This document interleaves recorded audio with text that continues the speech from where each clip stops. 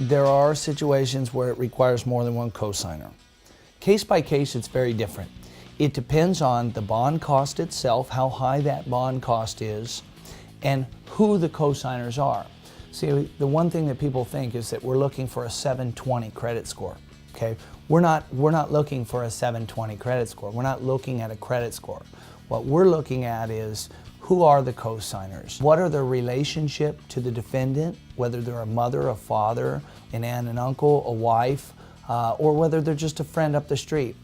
We're looking for the cosigners' ties to the community, how long they've been at their job, what type of job do they have.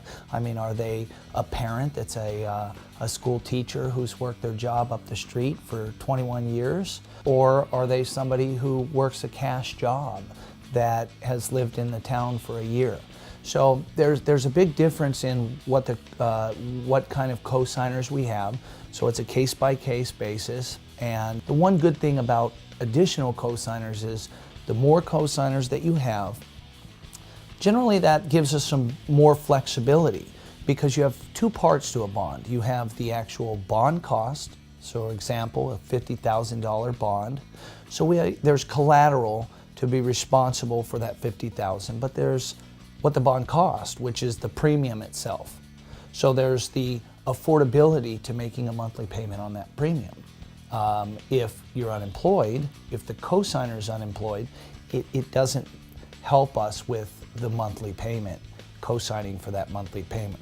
So we could have multiple cosigners, some with collateral, maybe some with a good job to help us with the monthly payments. And I would say the more cosigners that a person has helps us drastically reduce the overall collateral we need for that bond.